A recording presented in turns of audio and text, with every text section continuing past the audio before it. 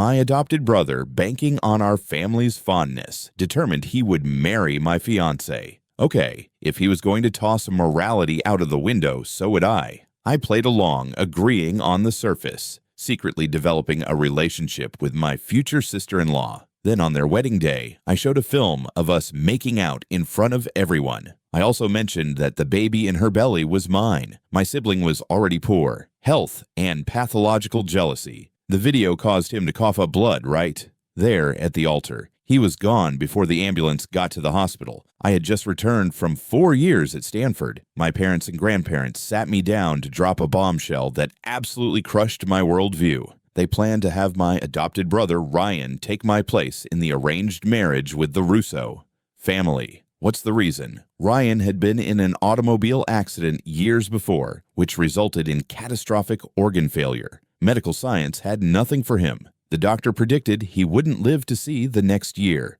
I'm marrying my fiancée, Sophia Russo. It was his dying request. My grandparents and parents had always adored Ryan, so he determined to realize his final desire. But it was not all. They also planned for Sophia to become pregnant through IVF for Ryan's child. After Ryan's death, I was supposed to raise the child for him. Oh my God. It took me a good 5 minutes to comprehend the information and authenticate what I was hearing. Real. I was shocked. Just because Ryan was dying, I was supposed to simply hand up my fiancée and have her carry. I would raise his child once he passed away. What sort of warped reasoning was this? Once the shock had worn off, pieces of my shattered reality began to settle. Looking back to this family's history of blatant partiality, I could almost believe they'd come up with something so ridiculous. Years ago, Ryan's vehicle tragedy left him crippled. He decided from the waist down that he couldn't stand the sight of me. So my lovely folks sent me off to college. On the West Coast with a rigorous no-visit home policy. I hadn't been in this house in 4 years. Maybe this was my welcome home present. It was always like this. Growing up, my parents and grandparents showered Ryan. Affection. His allowance was consistently double or triple mine. A psychological, they called it comfort, to keep him from feeling like an outsider. If we both wanted the same thing, but there was only one, I was always the one who had to let everything go. At parent-teacher conferences, both of my parents would attend for Ryan. They left me to fend for myself. Their fascination with him was so intense that professors and pupils at school, actually I assumed I was the adopted one, and with their permission, Ryan persistently tormented me throughout school. But then karma appeared to step in. Ryan crashed a few years back while drag racing with a group of privileged teenagers. The accident left him paraplegic and caused organ failure, which was now killing him. The doctors were clear. Modern medicine could not save him. He wouldn't survive another year. I thought my ordeal had finally come to an end. Once Ryan was gone, the bullying would cease. My family's love may eventually find its way back to me, but I should. Had known better. Even on his deathbed, Ryan couldn't resist one final screw you. He wasn't simply snatching my fiancée. He wanted me to raise his child and carry on his legacy. Ethan, my mother replied, her tone fading. There is no space for dispute. This is how it will be. Ryan will marry the Russian girl in your place. We have already spoken. She went on to address the Russos. They've agreed. They are also on board with IVF. The baby will be yours. Brothers, therefore, it's only natural that you raise it. My grandmother spoke, her voice quiet but forceful. Ethan, dear, this, the youngster, will be a reminder of your brother to all of us. It will be as if it were yours. You must commit to love and cherish it. Are you kidding me? They were already arranging the children's upbringing before anything had happened. A chilling laugh resonated across my consciousness. My father noticed my stony silence and scowl. Who are you putting on that lengthy face for? According to the doctor, your brother will not live to see next year. What's the big deal about his marrying the Russo girl? He continued, his voice harsh. It's IVF. Your brother won't touch her. She'll be your wife eventually. Clark Holdings, worth billions of dollars, will be yours someday. What more could you want? This is your brother's only dying wish. If you have any decency, you will help him accomplish it. The whole family was together. I was supposed to sacrifice my fiancée to realize my dying brother's twisted desire. Ryan, poor thing, my mother, began to sob. He's just 24. She wailed, tears spilling down her cheeks. When I think of him being gone next year, I don't think I can keep living. It was not just her. My father? Tears welled up in the grandparents' eyes. The entire family, except for me and Ryan, who was missing, was drowning in sadness. I couldn't stop thinking about how I may consign them all to hell. To hell with them all. I'd put up with it for too long. They helped Ryan torment me throughout my childhood. Even though he was on the verge of death, they're still doing the same thing. Do they really think I was such a pushover? From my perspective, these people were not my family. If they all died tomorrow, I'd find a peaceful area and light some fireworks. Celebrate. Dad, Mom, grandmother, grandfather. A voice called from the doorway. Sophia and I am back. It was Ryan. He was in his motorized wheelchair, being pushed by a strikingly attractive woman. He flashed. His parents and grandparents smiled, which appeared to be pure innocence. But below, I knew the heart of a man who is passionately jealous. My gaze shifted from Ryan to the woman behind. Him. She had cascading waves of ebony hair and a face so stunning that launch 1,000 ships. Sophia Reina had called her. My fiancée from Russia. The family's name was Sophia Russo. Even though we had never met, I knew it had to be her. She had greeted my family pleasantly before, directing Ryan's wheelchair over to them. Mr. Clark, I brought Ryan home, she explained. My father nodded and smiled. Sophia, thank you so much for today. You've been very nice in taking. Sophia responded with a courteous wave of her hand. To be honest, I haven't had much time to go out and explore on my own. I had a great time with Ryan. Looked like Sophia and Ryan had previously spent time together and perhaps even developed affections for each other. But I didn't purchase it. Sophia Russo was the heir of a wealth, a knockout by any measure. That is a woman she would fall, love a paraplegic, average-looking guy who would die in a year. Not unless she was out. Her mind. I looked at Sophia. Her eyes greeted mine. For a fleeting second I saw her. Her brows furrowed slightly before she quickly and gracefully looked away. Ethan, is that you? You are finally back, Ryan yelled, as if he had only just spotted me. He exuded warmth and smiles. He turned to introduce us. Sophia, this is Ethan, my younger brother. Ethan, this is Sophia. She will be your future sister-in-law. Ryan, they rarely smiled at me. Now he was grinning like a guy in love. My father cleared his throat and gave me a harsh look. He was plainly concerned that I might cause a disturbance in front of Sophia, who was. It was supposed to have been my fiancée, but at that instant, our gazes connected. A dazzling and explosive retribution plan sprang in my imagination. Yes, I intended to ruin Ryan, not just him, but the entire family of sycophants. They got away with treating me like dirt when I was a child. I was powerless. But I was an adult now. If they thought they could still control me, they were mistaken. It's a pleasure to meet you, sister. Sister-in-law, I stammered after a beat, as if snapping out of the daze. A gradual smile appeared on my face. She wasn't even married into the family yet. And here I am calling her sister-in-law. Ryan's grin expanded till it couldn't be contained. Ew. Sophia simply smiled and said nothing, as if she accepted her new duty. Observe my apparent obedience. The rest of the family seemed noticeably relaxed. Sophia decided to stay for dinner that evening. And at one point, she excused herself to go to the restroom. When she came out, I was waiting for her and cornered her back. Inside, I'm alone in the bathroom. I turned the lock on the door. Sophia is gorgeous. Eyes were fixated on me, attempting to figure out what I was up to. What? What do you want? She inquired. She sounded nervous, but her voice remained steady. Do not worry, sister-in-law.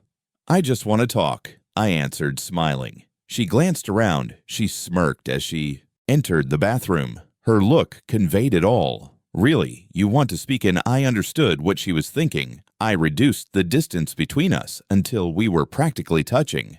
Do not, she said, pressing on my chest. Her hand was on me, but she used very little force. When she noticed I wasn't moving on, she gave up. Our breaths mixed. A small color rose to her cheeks. I leaned in and inhaled her beautiful floral aroma. I mumbled, sister-in-law. I've got a wicked smile on my face. Are you happy with my brother? Sophia's gaze strayed. She looked around briefly before meeting my gaze. "What are you trying to say?" Her response revealed everything I needed to know. No. She was smart. This wasn't a woman with rocks in her head. And right there, I knew I had found the ideal companion for the chaos I was about to unleash. I said, "Let us not play games. You know Ryan is my family's adopted son.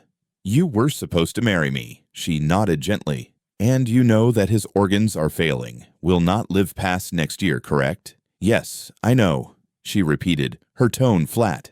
"And are you still planning to marry him?" I inquired, my brows narrowing with suspicion. Sophia paused and bit her lip. "Yes, I'm still planning to marry him." There was something in her eyes, a secret she was hiding. Suddenly I understood that she understood everything, yet was still eager to marry a dying, disabled man. That would be a damn excellent reason.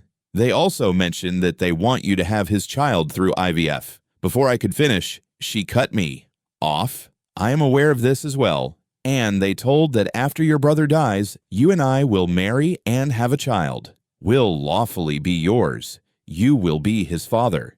She knew everything.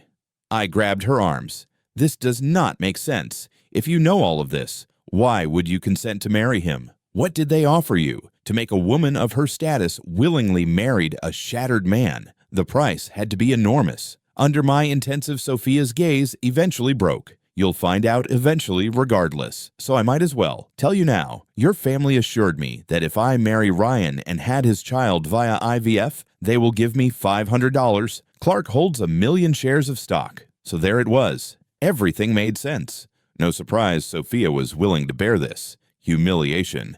For a $500 million interest in the company, she would go along. It simply demonstrated how pathological my family was biased. To keep Ryan, they were willing to give away a significant portion of their income to buy off the Russo heiress. Knock, knock. A knock on the door startled us both. It was Ryan. "Sophia, are you in there?" Sophia gave me a worried glance before answering. "Yes, I am here." "What is taking so long?" he asked. My stomach is a little upset. She mentioned improvising. We didn't need Ryan to find us in here together. But after she finished her sentence, I leaned in and kissed her. Moi. Her eyes widened in shock at the delicate brush of our lips. Moi. While she remained surprised, I kissed her again, a malicious grin on my face. Her cheeks turned deeply red. She gave me a nasty stare but didn't dare say anything. Her silence just encouraged me. I put my arms around, I pulled her close to me, and kissed her again, this time deeper. I wasn't simply stealing a moment. I was reclaiming what was mine. She didn't protest with force because she was afraid of making a spectacle. Initially, her lips were sealed shut, but gradually, as if her instincts took over, she began to, initially, you answer hesitantly. Then she made her own decision. Actually, what we were doing wasn't so bad. She was meant to be my fiancée. And according to my family's warped screenplay, she was destined to be my wife anyhow. So, what's the harm in a small kiss? Sophia. She must have reached the same conclusion as she let herself go, melting into the present moment. We became immersed in each other. Outside, Ryan remained grumbling, to himself uneasy stomach, although she was great only a minute before. After what seemed like an eternity, I grudgingly pulled away. You are a shithead. Sophia snarled and regained her control. How could you do that to me? She furiously wiped her mouth. Do what to you? I teased, smirking. On my face, she grunted, removing my wandering hands from her. I have been in. We've been here too long. I will leave first.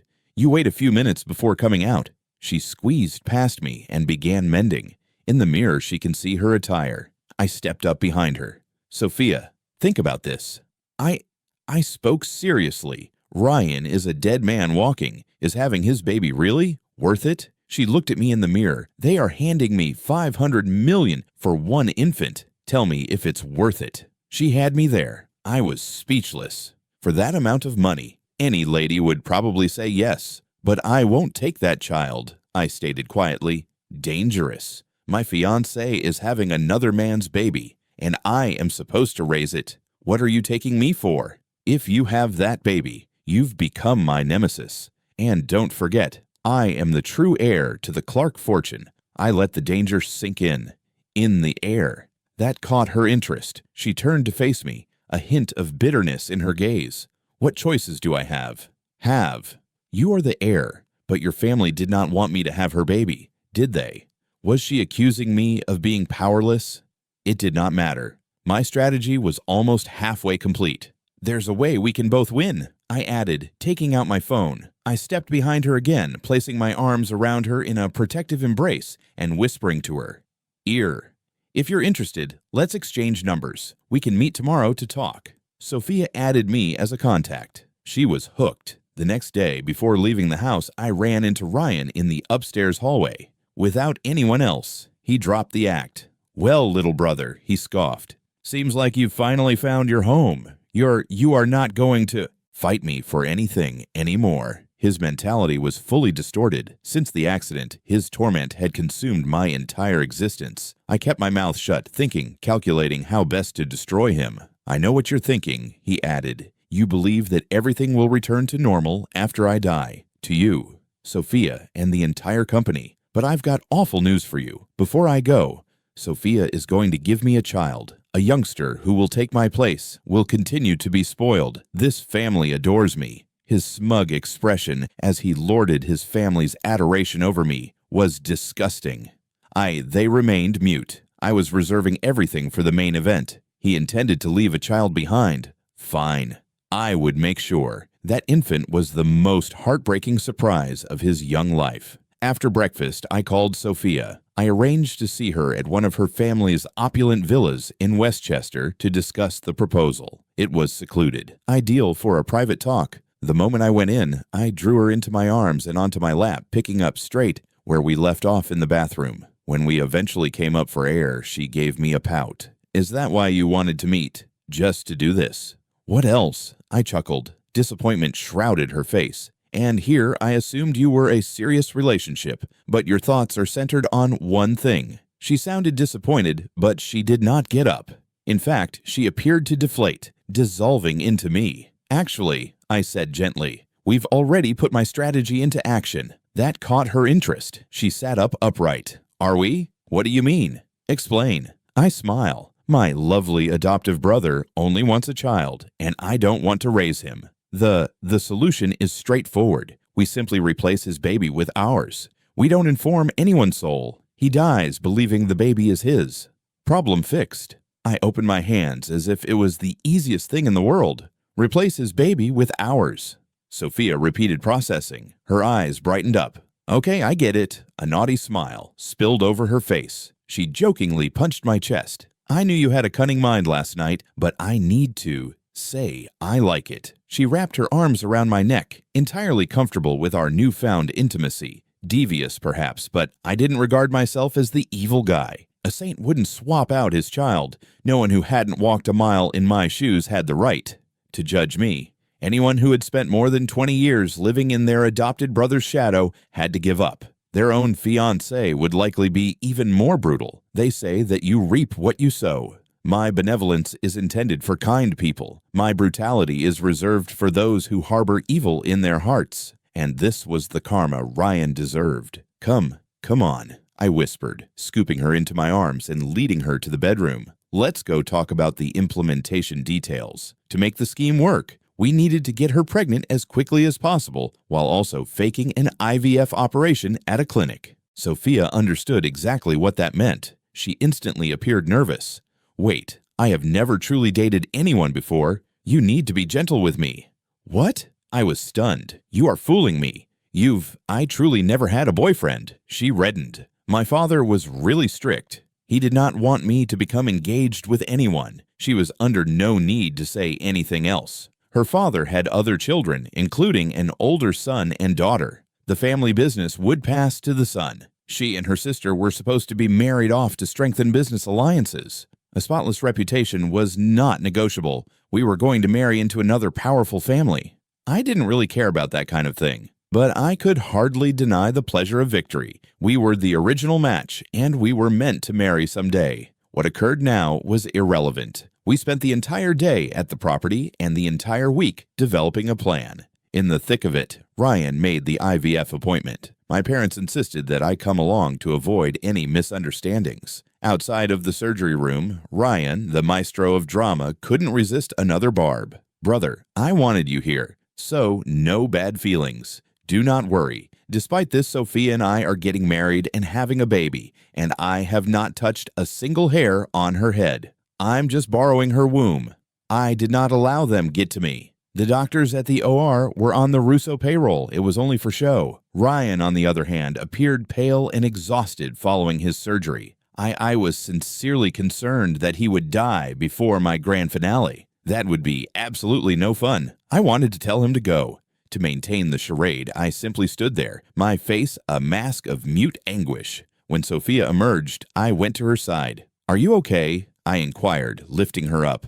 "I'll manage," she whispered, looking weary. As our small, sad scenario unfolded, Ryan's the lips twisted into a triumphant sneer. He assumed Sophia was now carrying his child. He had no idea I was sincerely concerned about her. Our week in the villa had taken a toll. Ryan wheeled himself, confident that his legacy was secure. They went gone, leaving us to our misery. Sophia visited her doctor 2 weeks later. She came straight to the villa, waving a lab report and gleaming. "I am pregnant. In 9 months, you'll be a father." "Hey, keep it quiet." I corrected her promptly. "That infant is my brother's." She gave me an annoyed expression. She put her arms around me, her voice a playful whine. "It's all yours." "It's yours. It is only us here. Who are you attempting to fool?" We both laughed. The plan was more than halfway completed.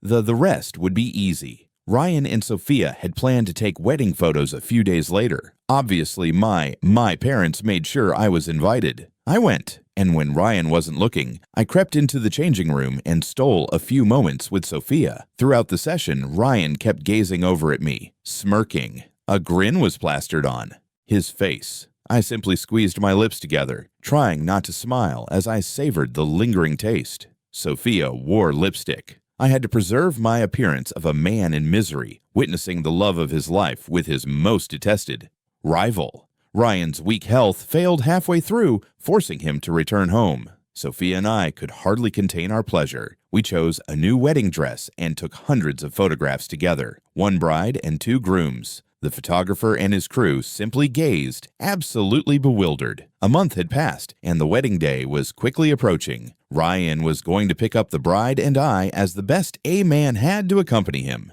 Before we got into the car, he leaned in and murmured, "I can tell how much you love. Don't worry about her. As soon as she delivers the kid, I'll return her to you." The usual provocation. I had suffered it for years. I could handle another 2 hours. He smirked, enjoying his imagined success. I couldn't help but let out a faint, secretive smile. We both smiled, but just when most of us would be smiling by the end of the day. And I got a strong feeling that someone wouldn't just stop smiling. Someone was going to die. Sophia's bridesmaids followed her instructions and constructed a series of fun difficulties for the groom. Ryan's body could not withstand it. So, the bridesmaids recommended that the brother should step in. What was the result? I was the one carrying Sophia out of her house is on my back. I was the one who got in the groom's automobile with her. The Russo family was thrilled on a daily basis like a wedding. No one wanted to see a man who couldn't stand. Ryan was purposefully placed in a separate car, trailing behind the main motorcade. He maintained a thunderous expression throughout. But when we got to he was the one on stage at the wedding. So what if he used a wheelchair? He was the one receiving. I am not married today. Before the ceremony began, my beloved parents, in front of all their friends and family, I solemnly signed the stock transfer agreement. As I witnessed the $500 million in shares officially shift into Sophia's, I grinned as I said my name. The real show was about to start. It was time to trade rings. Ryan snatched the ring and held it. He paused in front of Sophia and gave me a triumphant grin. At that very moment, the huge screen behind them flickered and shifted. A slideshow of photographs emerged. A guy and a woman, hug, laughing. Then came the video snippets. They kissed, embraced, even intimate pictures in a bedroom, and brief conversations about having a baby. The man and woman on screen were, it is unmistakably me and Sophia. The crowd let out a collective gasp. They knew our faces. The whole venue erupted. Oh my God, that is the groom's brother. The bride slept with her brother-in-law. The groom was cheated on during his own wedding. This is insane. Wait, I heard she was once the brother's fiancée. Anyway, something odd happened. The chatter was loud. Everyone was enjoying the high society drama. The audio of the video cemented the deal. A crystal clear recording of Sophia's voice. You're the biological father of the kid in my tummy. Do not even think of leaving us. The connotation was plain. Not only was she pregnant, but the baby did not belong to the groom. It belongs to me, the best man. The chamber burst into another wave of shocked murmuring. Impossible. How could the baby be Ethan's? Ryan's face was mask of disbelief. He glanced from Sophia to me, his hand quivering as he pointed. You and Sophia betrayed me. You had a child behind my back. Sophia's. The words in the video were undeniable. My parents and grandparents remained motionless in their seats, absolutely startled. Sophia's parents, the Russos, were also present. Her mother first appeared horrified, but a brief word from her father, it seems to shift her outlook. So, the baby is Ethan's, he mumbled. That's fine. It's still a Clark, and Ethan is in good health. At least this baby will not be born without a father. The rest of the Russians, the family seemed to agree. Sophia's sister, Isabella, smirked. I consider my little sister is smart for not bearing that other person's child. He's on his deathbed and is still attempting to capture someone with baby. Disgusting. Furthermore, Ryan is adopted. How could he take his brother's fiancée in the first place? There, the conversation was loud, and their remarks could be heard well on stage. Ryan's wrath erupted upon hearing this. He was so angry he could hardly speak. His eyes were fixed on mine, filled with malice. F.E. Ethan, this is all you are doing. He eventually gulped out the words, and then spasmed violently, coughed up a large amount of blood. Ryan, my parents, and grandparents screamed, storming on stage. After spitting blood, Ryan fell limp. His body convulsed as he sat in his wheelchair, his eyes rolling back. He was rushed into the hospital. Sophia's sister appeared terrified when she saw him like this. Oh God, she whispered to herself, putting her palm on her chest. Was it me? Did I do that? The wedding, of course, had ended. Ryan did not make it, as we discovered later. He died of a major stroke in the ambulance on his way to the hospital. The tale went viral online. The wedding video went viral, and the first conclusion was that the bride and the groom's brother-in-law had an affair, which terrified him. The outcry was tremendous. Within 2 days, names were everywhere, and we were inundated with hate and death threats. Sophia and I were on a Caribbean beach at the time, and she noticed how unconcerned I was. She hurled the phone at me in frustration. Look at this. Our reputations are tarnished at home. Even my sister is being drawn into it. She hadn't realized I was going to play the video. Her objective was to keep up the masquerade indefinitely. I decided to flip. The entire table is turned over. I looked at the phone and shrugged. Just should play out, I answered calmly. My parents have known as, of course, screaming accusations. I blocked their numbers. On the third day, after the online fury at its peak, I uploaded my own collection of tapes, footage I had covertly shot of my family requesting I give up my fiancé, and videos of Ryan's numerous provocations and taunting. The public. The story flipped on 180 degrees overnight. WTF? Is this a story? They forced it. The biological son will marry the adopted daughter. Is this even legal? The family is utterly out of control. You can tell that the adopted son has been bullying the biological son for years. Oh my God, the guy was dying, and his final goal was to impregnate his brother's fiancée. That's sick. The parents and grandparents are equally as awful. No surprise the son and fiancée met in secret. Good for them. Okay, a plot twist. I take back everything I said. Everybody should boycott Clark Holdings. The story was, it is now a runaway train. The initial frenzy meant that the reverse was equally intense. There was no containing it. Of course, the bot farms I'd hired to spread the news story helped. The company's reputation had plummeted. By the closing bell, the stock had plummeted 5 points. That's when I called my dad. I pledged to make the public relations problem go gone. My price, 30% of the company. They had control over the stock. Another cool $500 million.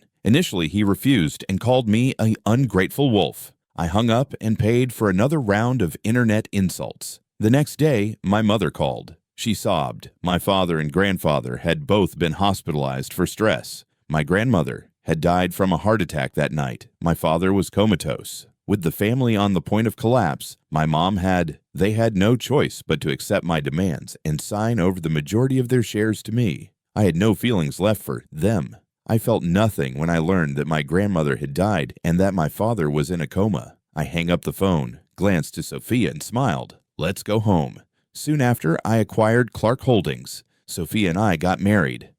She sent a very substantial check to her sister Isabella as a thank you gift.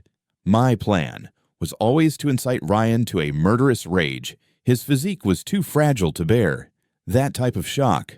My new sister-in-law's harsh remark had been an excellent help.